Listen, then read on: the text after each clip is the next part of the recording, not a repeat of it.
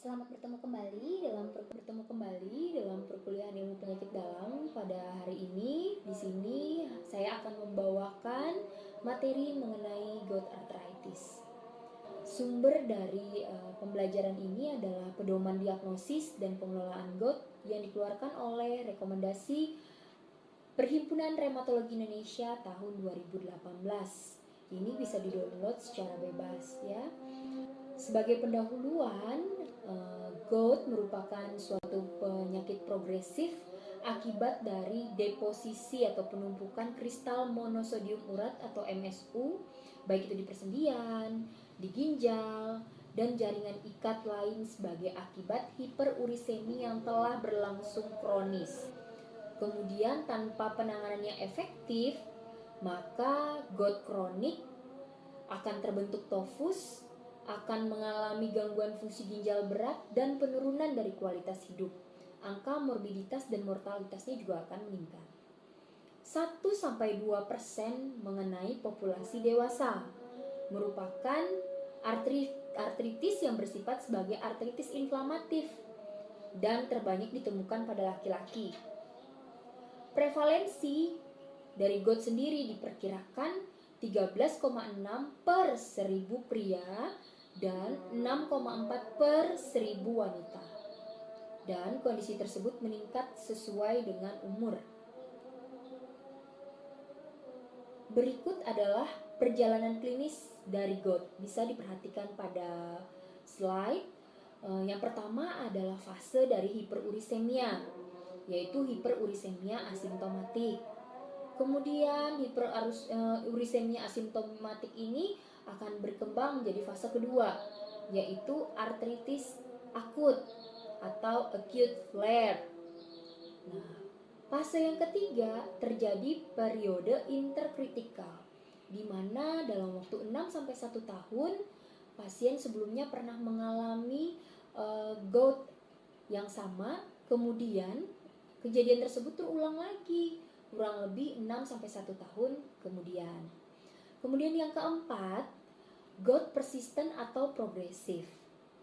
Nah, yang kelima ini yang biasanya mungkin kalian temukan atau kalian dapati dari klinis pasien, yaitu terjadi pembentukan kristal asam urat yang mengeras pada jaringan atau sendi yang disebut dengan chronic tophaceous gout arthropathy. Dalam perjalanannya sebenarnya intinya ada 3 fase penting dalam perjalanan gout. Yang pertama adalah hiperurisemia tanpa gejala, hiperurisemia asimptomatik. Yang kedua adalah artritis gout diselingi interval tanpa gejala klinis. Ini disebut fase interkritikal, seperti yang sudah saya jelaskan di slide sebelumnya. Dan yang ketiga adalah artritis gout kronis, artinya terbentuk batu asam urat atau kristal asam urat pada jaringan atau organ. Nah, ini adalah gambaran dari rheumatic case. Bisa adik-adik mahasiswa lihat pada gambar. Diagnosis gout. Bagaimana sih dok menegakkan diagnosis gout? Jadi gout itu sendiri terjadi akibat penumpukan atau peningkatan dari kadar asam urat serum atau hiperurisemia yang berlangsung kronik. Jadi kata kuncinya adalah kronik. Hiperurisemia di dalam darah yang berlangsung kronis sehingga terjadi deposisi kristal MSU di persendian. MSU itu adalah kristal monosodium urat. Nah, bagaimana diagnosis dari gout? Hiperurisemia tanpa gejala klinis atau kadar asam urat serumnya lebih dari 6,8. Periode ini dapat berlangsung cukup lama dan sebagian dapat berubah menjadi artritis gout. Jadi apabila tidak bergejala itu hiperurisemia asimptomatik. Pada kondisi hiperurisemia asimptomatik berulang terus-menerus, tidak teratasi, tidak dirasakan keluhan, maka akan berkembang menjadi artritis gout. Gout akut paling sering mengenai sendi metatarsophalangeal atau MTP1. sekitar 80-90% kasus. Nah, deposisi dari kristal asam urat ini dikenal dengan istilah podagram. Onset serangannya tiba-tiba, sendinya eritema, hangat, bengkak dan nyeri. Tiba-tiba, edem, eritem, nyeri dan hangat. Nah, itu adalah khas dari gout arthritis. Serangan artritis akut kedua bisa dialami selama 6-2 tahun setelah serangan pertama. Inilah yang disebut sebagai fase interkritikal. Serangan akut kedua tersebut dapat mengenai lebih dari satu sendi. Jika gout akut, dia mengenai sendi yang dominan adalah MTP1. Kalau gout yang sudah mengalami serangan akut kedua, dia bisa mengenai lebih dari satu persendian. Kemudian dia juga melibatkan tungkai atas, durasi serangan lebih lama, interval antar serangannya lebih pendek dan lebih berat. Berikut ini adalah gambaran pemeriksaan fisik yang mungkin akan kalian temukan dalam praktek klinis nantinya pada saat kalian sedang menjadi koas di rumah sakit atau bahkan pada saat kalian bekerja.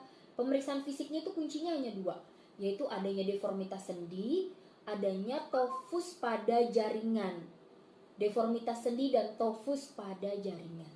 Berikut ini adalah video patofisiologi dari gout arthritis yang akan ditampilkan dan dijelaskan melalui video seperti yang terdapat berikut ini. Selamat memperhatikan. Gout is an arthritic disease of your joints caused by too much uric acid in your body. Normally, your liver processes various substances in your body, including purines, which are components of genetic material found both inside your cells and in some foods you eat. When your liver breaks down purines, a waste product called uric acid is produced. Your body disposes of this waste through your kidneys, which remove it from your blood. When your liver produces too much uric acid, or your kidneys do not remove enough of it from your body, excess uric acid accumulates in your blood, resulting in a condition called hyperuricemia. Caffeinated beverages affect the waste removal function of your kidneys by increasing your urine output, which eliminates too much water from your body, a condition called dehydration. Dehydration can result in a higher concentration of uric acid in your body's fluids. When the concentration of uric acid becomes too high from any of these sources, it can no longer stay dissolved. The excess uric acid begins to form needle-like crystals inside your joints, most commonly in your big toe. Formation of uric acid crystals leads to an inflammatory response.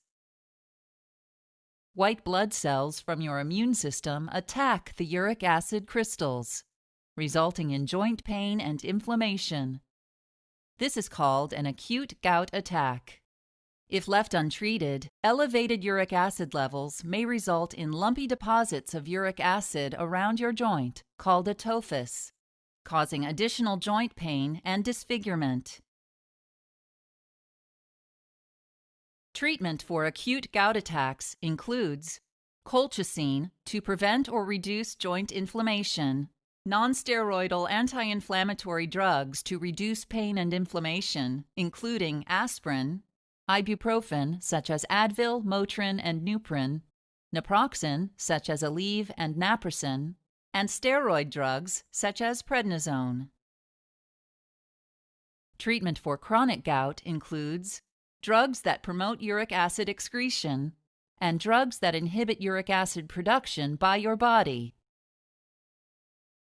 Lifestyle changes to prevent recurrent or chronic gout include reducing red meat and shellfish in your diet, limiting the consumption of alcohol, which is high in purines, limiting caffeinated beverages, exercising regularly, and drinking plenty of. Nah, yang tadi adalah tentang patofisiologi dari gout arthritis. Jadi, rekan-rekan atau adik-adik mahasiswa sekalian memiliki gambaran bagaimana sih GOAT itu bisa terjadi, prosesnya seperti apa. Semoga mudah dipahami melalui video yang sudah ditampilkan tadi. Nah, ini adalah gambaran klinis di mana kita bisa menemukan lokasi umum dari tofus atau podagra tadi. Kalau mengenai lebih dari satu persendian, selain MTP1 yang paling sering, dia bisa juga di olecranon, di patellar bursa, ulnar surface, Achilles tendon. Bisa di daun telinga juga bisa. Atau bisa di siku atau olecranon. Nah, jadi jangan bingung kalau misalnya menemukan terjadinya penumpukan atau pengerasan pada daerah persendian warnanya putih, atau pada saat akut dia meradang berwarna kemerahan. Itu merupakan manifestasi dari gout arthritis. Kriteria diagnosis berdasarkan rekomendasi dari Perhimpunan Rheumatologi Indonesia tahun 2018, di mana langkah-langkah dalam menggunakan kriterianya adalah kriteria ACR atau Euler yang masih menggunakan kriteria tahun 2015. Nah, ada kriteria awal, ada kriteria cukup, dan ada kriteria klasifikasi. Dikatakan sebagai langkah pertama yaitu kriteria awal, di mana minimal 1 episode bengkak, nyeri pada sendi perifer atau bursa. Nah, itu adalah kriteria awal.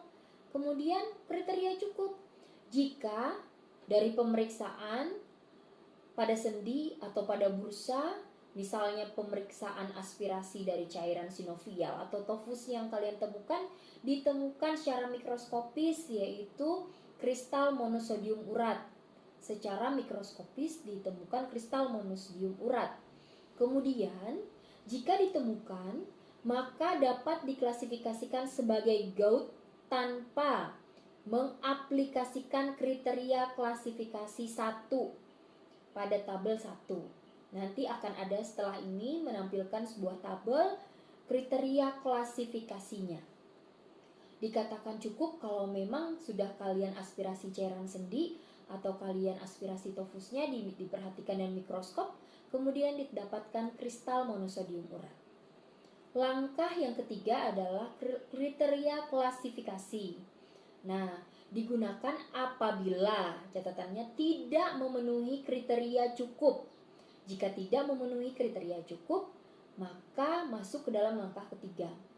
Kemudian diklasifikasikan sebagai gout jika jumlah skor dari kriteria pada tabel 1 lebih dari sama dengan 8. Dalam tabel 1 ada komponen-komponen kriteria yang diakumulasikan jumlahnya, dan apabila jumlahnya lebih dari sama dengan 8 dapat diklasifikasikan sebagai gout.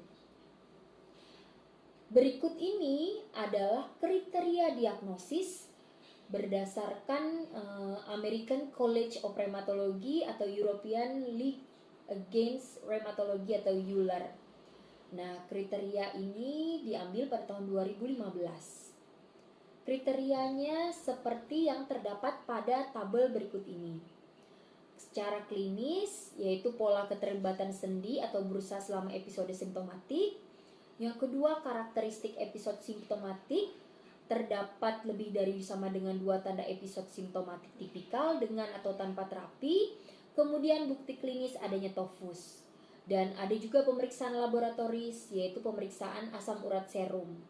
Dan bisa juga dilakukan analisis cairan sinovial pada sendi atau bursa yang terlibat. Kemudian kriteria yang lain adalah komponennya yaitu pencitraan. Di dalam pencitraan tersebut, yaitu pemeriksaannya bisa melalui ultrasound atau DECT, di mana kita akan menemukan deposisi urat. Nah, bukti pencitraan tersebut juga bisa membuktikan adanya gout jika terjadi kerusakan radiografi konvensional pada tangan dan atau kaki, sendi, dan menunjukkan minimal 1 erosi. Itu digunakan sebagai kriteria pencitraan. Nah, poin-poinnya seperti yang tertera di dalam tabel tersebut. Jadi bisa disesuaikan dengan apa yang kalian dapatkan dari keluhan, pemeriksaan fisik, dan gejala klinis. Kemudian skor itu diakumulasikan. Rekomendasi diagnosis seperti yang tertera di dalam slide ini bisa kalian baca secara langsung. Sudah saya garis atau saya cetak tebal yang merupakan poin penting yang harus kalian perhatikan dan kalian baca. Jadi serangan artritis gout akut itu ditandai dengan adanya nyeri hebat, nyeri sentuh atau tekan. Onsetnya tiba-tiba disertai bengkak dengan atau tanpa eritem yang mencapai puncak dalam 6-12 jam. Kemudian diagnosis definitifnya jika ditemukan kristal monosodium urat pada cairan sendi. Nah, berdasarkan rekomendasi tersebut ternyata pemeriksaan rutin kristal monosodium urat pada semua sampel cairan sendi itu direkomendasikan dilakukan pemeriksaan secara rutin. Kemudian diagnosis gout akut pada fase interkritikal ditegakkan berdasarkan kriteria dari ACR Euler. Tata laksana hiperurisemia dan gout pada prinsipnya adalah pengelolaan hiperurisemia dan gout itu secara umum. Yang pertama, setiap pasien harus diberikan informasi tentang penyakit tersebut dan tata laksana yang efektif nantinya. Karena tiap pasien berbeda juga, tiap klinis berbeda, tiap pasien juga berbeda. Kemudian yang kedua, setiap pasien hiperurisemia dan gout diberi nasihat mengenai modifikasi dari gaya hidup. Jadi prinsipnya adalah terapi non-medikamentosa terlebih dahulu sebelum dimulai terapi medikamentosa. Yang ketiga, setiap pasien dengan gout secara sistematis harus dilakukan anamnesis dan pemeriksaan penapisan untuk penyakit komorbid seperti penyakit kardiovaskular, penyakit ginjal yang akan memperberat kondisi pasien. Hiperurisemia tanpa gejala klinis, bagaimana terapinya? Apakah diterapi atau tidak, Dok? Pada prinsipnya, pada hiperurisemia tanpa gejala klinis, pilihan tata laksananya adalah yang utama adalah modifikasi dulu gaya hidupnya, yaitu dengan pengaturan diet, apa yang harus dimakan, apa yang tidak boleh dimakan. Kemudian poin yang kedua yaitu pemberian obat penurun asam urat tidak dianjurkan. Jadi ditekankan adalah tidak dianjurkan pada kondisi tanpa gejala dengan pertimbangan resiko dan efektivitas obat penurun asam urat. Kemudian kita masuk ke dalam gout akut. Bagaimana menterapi gout akut? Jadi rekomendasi obat untuk gout akut di mana onsetnya kurang dari 12 jam adalah colchicine.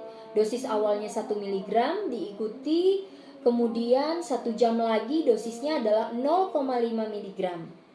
Terapi pilihan lainnya bisa diberikan NSAID, non-steroid anti-inflammation drug, untuk mengatasi nyerinya.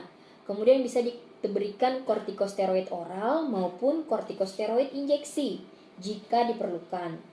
Colchicine dan NSAID kontraindikasi pada gangguan ginjal, jadi harus hati-hati, benar-benar diperhatikan kontraindikasi pemberian NSAID. Dan juga NSAID dan kortikosteroid ini atau colchicine itu memiliki kontraindikasi terhadap pasien yang mendapatkan terapi penghambat glikoprotein. Jadi harus digali riwayat penyakit, obat yang dikonsumsi dari pasien harus benar-benar diketahui sebelum kita memulai terapi tersebut. Allopurinol tidak disarankan pada saat serangan akut, namun pada pasien yang sebelumnya sudah rutin minum obat penurun asam urat tetapi kemudian sembuh dan dalam jangka waktu 6-2 tahun kambuh lagi, itu boleh dilanjutkan. Ya, boleh dilanjutkan. Kalau memang dia punya riwayat tapi sudah rutin mengkonsumsi obat penurun asam urat, allopurinol boleh dilanjutkan. Obat penurun asam urat dianjurkan dimulai 2 minggu setelah serangan akut reda. Jadi dimulai 2 minggu setelah tidak ada lagi keluhan nyeri pada pasien. Tidak boleh langsung diberikan. Nah, indikasi memulai terapi penurun asam urat itu bagaimana, Dok? Ada 2 catatan penting. Yang pertama, serangan gout lebih dari sama dengan 2 kali serangan.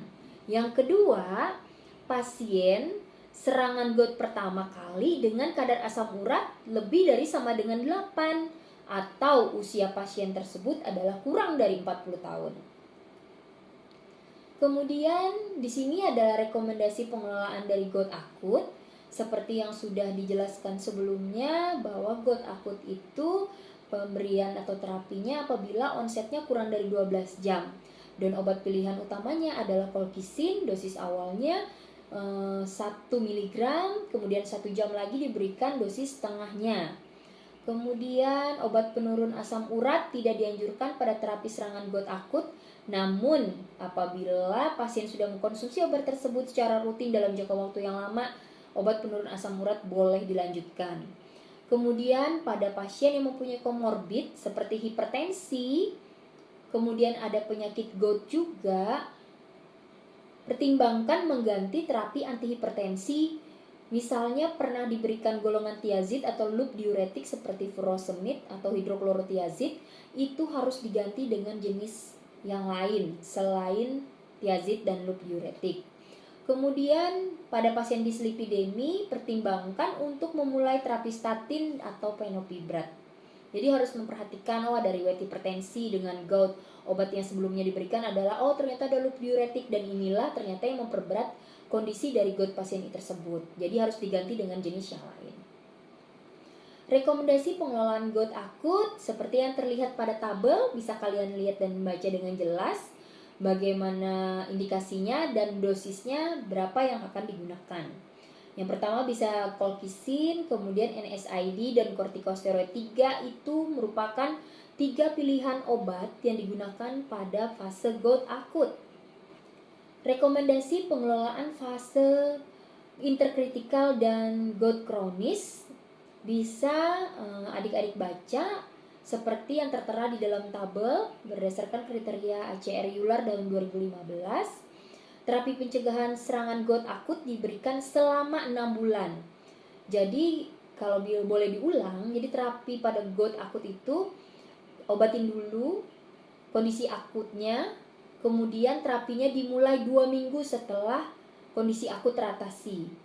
Sampai kapan pengobatannya? Selama 6 bulan sejak awal pemberian terapi penurun kadar asam urat dengan colchicine 0,5 sampai 1 mg per hari atau NSAID dosis rendah pada pasien yang intoleran atau kontraindikasi dari colchicine itu sendiri.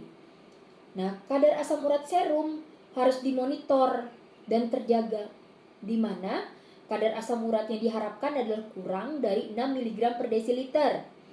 Pada pasien dengan gout berat itu terdapat TOFI, artropi kronis, kemudian sering terjadi serangan artritis gout, maka targetnya berbeda, yaitu diupayakan sampai kurang dari 5 mg per desiliter untuk melarutkan kristal monosodium urat.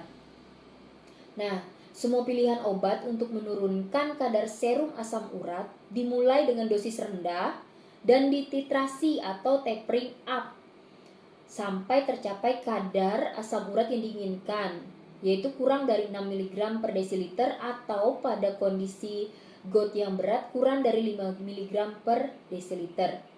Bertahan sepanjang hidup, jadi seumur hidup minum obat tersebut. Terapi penurun asam urat yang dapat diberikan yaitu bisa diberikan allopurinol. Dosisnya range paling rendah yaitu 100 mg dan maksimal 900 mg per desiliter. Kemudian yang kedua pilihannya adalah probenecid. Dosisnya 1 sampai 2 gram per hari. Yang ketiga adalah febusoxstat, 80 sampai 120 mg per hari. Mungkin di antara ketiga ini obat yang akan paling sering atau paling banyak didengar atau disebutkan atau dibeli oleh masyarakat umumnya adalah allopurinol. Tapi allopurinol juga memiliki kontraindikasi. Di antara ketiga obat ini yang kontraindikasinya paling sedikit yaitu febusoxstat. Tapi harganya cukup mahal. Kemudian gout kronis dengan tofus dan kualitas hidup buruk, bila terapi penurun asam urat tidak mencapai target, dapat diberikan kombinasi inhibitor santin oksidase dan obat urikosurik atau diganti dengan peglotikase. Nah, ini adalah rekomendasi pengelolaan gout akut dan kronis pada pasien dengan gangguan fungsi ginjal. Bisa adik-adik lihat di dalam box atau tabel berikut ini. Nah, kemudian rekomendasi pengelolaan GOUT pada pasien dengan gangguan fungsi ginjal ini sendiri seperti yang sudah dijelaskan, yaitu di mana memperhatikan clearance creatinine testnya. Bisa adik-adik atau lihat di dalam tabel. Kemudian ini adalah dosis allopurinol menyesuaikan dengan clearance creatinine atau eGFR. Nah, bagaimana sih rekomendasi perubahan gaya hidup yang dianjurkan pada pasien? Pada pasien, rekomendasi perubahan gaya hidupnya adalah pasien yang overweight harus melakukan modifikasi pola makan. Jadi memang intinya adalah diet dulu sampai berat badannya juga ideal. Hindari makanan tinggi purin, seperti contohnya ya, kalau mengedukasi pasien jelaskan yang tinggi purin itu seperti apa. Daging merah, dan tinggi protein, kaldu, hati, ginjal, kerang, dan ekstrak ragi. Nah, itu yang mengandung makanan yang tinggi purin. Kemudian demikian pula kalau memang di negara-negara luar atau di negara-negara barat kan sering mengkonsumsi minuman beralkohol, jadi harus dikurangi. Demikian pula dengan minuman tinggi purin seperti alkohol dalam bentuk bir atau fortified wines. Pasien harus terhidrasi. Pasien yang memiliki kadar asam urat yang tinggi harus terhidrasi dengan baik. Minum air putih kurang lebih dari 2 liter per hari. Jadi harus 2 liter per hari. Jadi supaya tidak sempat terjadi proses dehidrasi. Bila dehidrasi terjadi penumpukan kristal asam urat, terbentuklah batu pada saluran genitourinaria. Kemudian latihan fisik itu perlu. Harus dilakukan, tipenya adalah latihan sedang dalam upaya penanganan pasien GOUT, namun latihan yang beresiko dan beresiko trauma sendi wajib dihindari. Harus dipilih. Kalau memerlukan pergerakan yang cukup banyak dan kemungkinan terjadi cedera sendi, jangan dipilih yang impactnya seperti itu. Mungkin lebih ke arah jalan santai pagi hari, kemudian jogging tapi dengan frekuensi rutin, pelan tapi dalam frekuensi yang cenderung konsisten ya, pelan dan konsisten, itu penting. Kemudian bagaimana dok kita menjelaskan apakah punya catatan nih diet apa yang harus ditekankan pada penderita dengan gout arthritis? Bisa adik-adik lihat pada tabel yang tertera berikut ini. Jadi ini bisa kalian gunakan untuk mengedukasi pada pasien kalian. Bagaimana mekanisme kerja obat penurun asam urat? Nah, ini adalah mekanisme kerja obat penurun asam urat di mana purin nukleotide metabolisme itu akan diubah menjadi santin. Nah, si santin ini melalui santin oksidase, prosesnya akan dimetabolisme menjadi atau menghasilkan kristal asam urat, uric acid. Nah, obat penurun asam urat itu contohnya yaitu allopurinol dan febusoxstat, dia menghambat proses santin oksidase supaya tidak terbentuk kristal asam urat. Nah, itu tempat kerjanya. Kemudian asam urat ini bisa bermanifestasi melalui renal ekskresi, gastrointestinal tract excretion, kemudian berada di dalam sirkulasi. Nah, kalau peglotikase di mana kerjanya? Peglotikase ini bekerja di circulating in excess atau di dalam sirkulasi. Dia menghambat proses urikase untuk diubah menjadi allantoin nanti metabolisme terakhir. Nah, proses urikase yang dihambat oleh peglotikase. Kemudian bagaimana mekanisme obat yang lain? Mekanisme obat yang lain hampir sama.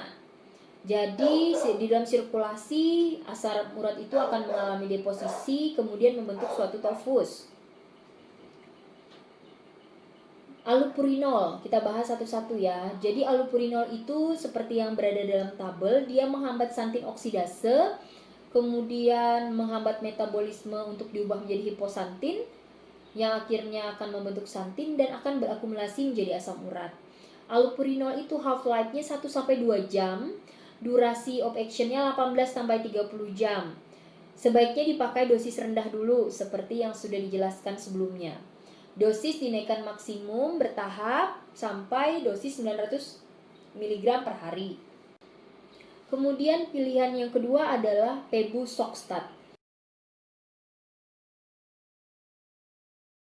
Pebusoxstat ini obat yang paling baik dan tanpa harus menyesuaikan dosisnya dengan clearance kreatinin pasien. Kerjanya sama nih sama allopurinol, dia menghambat santin oksidase secara spesifik, di mana menghambat metabolisme hiposantin diubah menjadi santin dan produk akhirnya adalah asam urat. Pada pasien dengan gangguan fungsi ginjal, Pebusoxstat tidak perlu dilakukan titrasi atau tapering down, atau karena dia efek sampingnya diekskresikan melalui liver, bukan melalui renal, makanya dia aman. Pebusoxstat dan allopurinol keduanya dapat dianggap sebagai obat penurun asam urat lini pertama. Pebusoxstat dan allopurinol yang paling aman tanpa penyesuaian sesuai clearance kreatinin adalah Pebusoxstat. Kemudian perbandingan allopurinol dan Pebusoxstat dapat adik-adik lihat seperti yang tertera pada tabel berikut ini. Kemudian selain allopurinol dan Pebusoxstat, ada golongan obat urikosurik yang tadi menghambat pembentukan allantoin ya, karena penumpukan asam urat dalam sirkulasi. Golongan obatnya adalah probenecid dan losartan. Golongan urikosurik juga pilihan pertama monoterapi dari urat lower terapi. Golongan urikosurik yaitu tadi sudah disebutkan adalah probenecid, di mana jika clearance kreatininnya kurang dari 50, probenecid tidak direkomendasikan sebagai monoterapi. Kemudian penggunaan obat selain probenecid dengan efek urikosurik signifikan seperti fenopibrat dan losartan bermanfaat dalam strategi penurun asam urat. Kemudian kalau ada riwayat batu, tidak boleh diberikan urikosurik, probenecid contohnya. Kemudian asam urat urin harus diukur sebelum dilakukan inisiasi pemberian obat penurun asam urat. Peningkatan asam urat urin menyebabkan terjadinya overproduksi dari asam urat. Kemudian terjadilah kontraindikasi dari urikosurik itu sebagai urat lowering terapi. Lanjutan monitor asam urat urin selama terapi ULT urikosurik dan pertimbangkan penambahan alkalinisasi dari urin. Contohnya adalah potasium sitrat dengan monitor pH urin plus peningkatan asupan cairan sebagai strategi tata laksana resiko urolitiasis. Kemudian obat lain adalah peglotikase. Peglotikase diindikasikan untuk gout refractor, artinya baru sembuh kambuh lagi, terus kambuh lagi. Refractor gout dengan tofus yang berat, dengan kualitas hidup yang buruk, dan dengan pengobatan kombinasi beberapa macam obat, targetnya itu tidak tercapai. Enzim urat oksidase pegiletit, di mana mengubah asam urat 5-hidroksiisourat dan hidrogen peroksida sehingga lebih mudah diekskresikan. Peglotikase ini sediaannya adalah injeksi diberikan secara intravena. Dosisnya adalah 8 mg. Kalau untuk lamanya penggunaan sampai saat ini belum ditetapkan. Jika tofus mulai menghilang, dapat diganti dengan urat lowering terapi yang lain. Kemudian kita masuk nih penyakit kalau ada gout dengan hipertensi, apa yang harus dilakukan?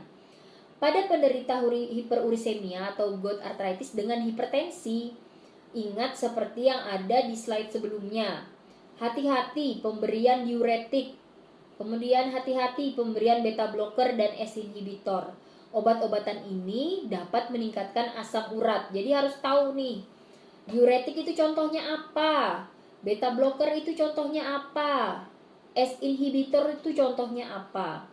Kemudian kalau didapatkan gout atau hiperurisemia dengan kondisi hipertensi, pilihan terapi yang dapat menurunkan kadar asam urat dan dapat menurunkan tekanan darahnya adalah losartan, di mana dia merupakan obat golongan angiotensin reseptor blocker Efeknya secara kompetitif menghambat reabsorpsi asam urat di tubulus proksimal ginjal dan sifatnya sebagai urikosurik. Nah, kalau tadi adalah hipertensi nih, kalau ditemukan GOUT dengan hipertensi. Kalau ditemukan hiperurisemia atau GOUT dengan kardiovaskular gimana? Ternyata hiperurisemia dan GOUT itu kalau bersatu dia menyebabkan terjadinya ACS, Acute Coronary Syndrome. Mekanismenya kenapa bisa menyebabkan terjadinya Acute Coronary Syndrome? Ternyata ada disfungsi endotel yang menyebabkan plaque arteriosklerosis dan infark miokard. Jadi disfungsi dari endotel. Hiperurisemia menyebabkan agregasi dari platelet, memproduksi ROS reaktif oksigen species yang dapat menstimulasi peroksidasi dari lipid itu sendiri. Dan kemudian dia mengganggu struktur membran, mencetuskan ruptur, pecahnya plak arteriosklerosis atau plak lemak atau timbunan atau penumpukan lemak pada pembuluh darah.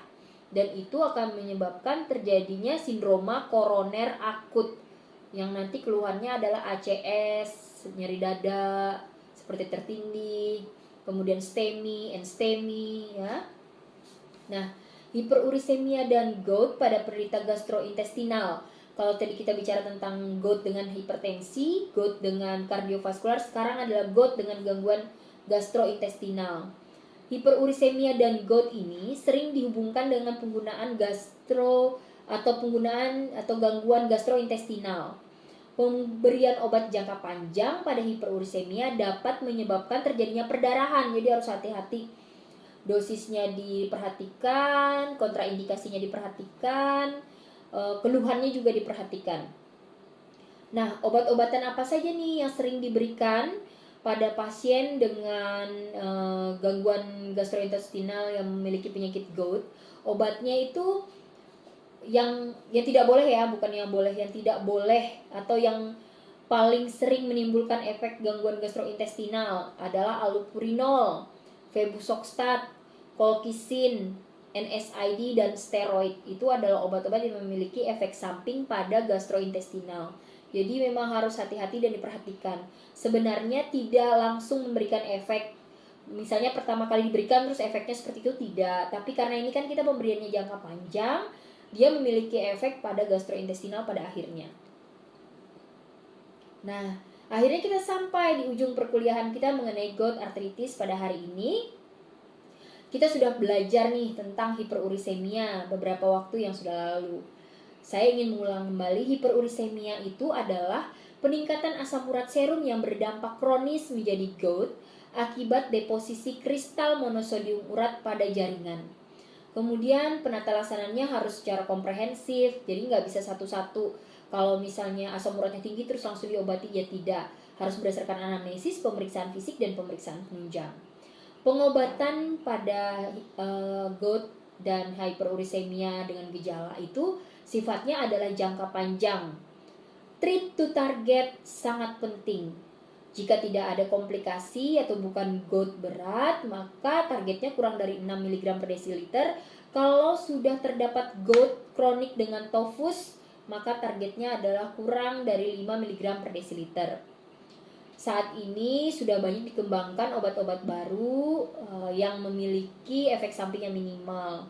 Contohnya itu febusoxstat, pegloticase, dan anti-IL-1B yang nantinya diharapkan menjadi harapan baru bagi penderita dengan gout. Demikian materi tentang gout arthritis yang bisa saya sampaikan pada hari ini. Semoga apa yang disampaikan bisa bermanfaat dan bisa menambahkan ilmu bagi adik-adik sekalian. Sekian dan terima kasih.